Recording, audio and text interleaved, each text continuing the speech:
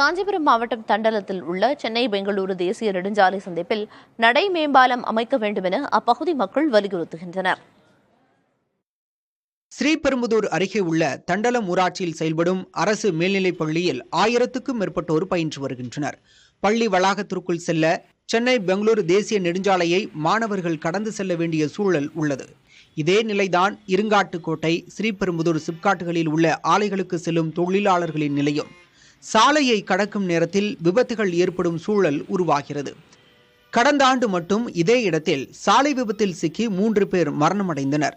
பள்ளி மாணவர் ஒருவர் விபத்தில் சிக்கி படுகாயமடைந்த நிலையில் பிற மாணவர்கள் அந்த சாலையை கடந்து செல்ல அஞ்சுகின்றனர். இந்த இடத்துல ரொம்ப ஆக்சிடென்ட் ஆகுது. ரொம்ப ஸ்கூல் பசங்களாம் இருக்கிறாங்க.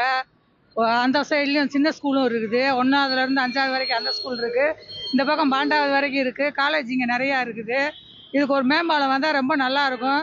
வேலைக்கு போகிறவங்களாம் லேடிஸ்லாம் ரொம்ப கஷ்டப்படுறோம். ரொம்ப இதாக இருக்குது. அதுக்காக ஒரு மேம்பாலம் கட்டி கொடுத்தீங்கன்னா அந்த அரசாங்கத்துக்கு ரொம்ப நல்லதாக இருக்கும். தேசிய நெடுஞ்சாலையில் பள்ளி பகுதி என வாகன ஓட்டிகளுக்கு எச்சரிக்கும் பலகை இன்றியும் சாலையில் வெள்ளை நிறத்திலான லைன் கிராசிங் கோடுகளும் இடம்பெறாமல் உள்ளன. எங்களுக்கு சிக்னல் இல்லை, எதுவுமே இல்லை. அதுக்கு போலீஸ் அதிகாரிகள்லாம் சாலை பாதுகாப்பில் யாரும் இருக்க மாட்டாங்க. நடை மேம்பாலம், எங்களுக்கு நடை மேம்பாலம் வைக்கணும்.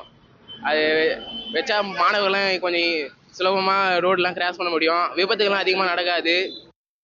இது குறித்து தேசிய நெடுஞ்சாலைத்துறை அதிகாரிகளை அணுகியது புதிய தலைமுறை. சென்னை துறைமுகத்திலிருந்து மதுரவாயில் வழியாக ஸ்ரீபெரும்புதூர் வரை பறக்கும் சாலை அமைய உள்ளதை அவர்கள் குறிப்பிட்டனர்.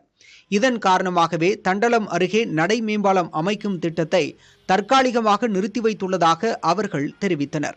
அல்லாத பட்சத்தில் பறக்கும் சாலை திட்டப் பணிகளின் போது நடை மேம்பாலத்தை அகற்ற வேண்டிய நிலை ஏற்படும் என்றும் குறிப்பிட்டனர். புதிய தலைமுறைக்காக ஸ்ரீபெரும்புதூர் செய்தியாளர் கோகுல்.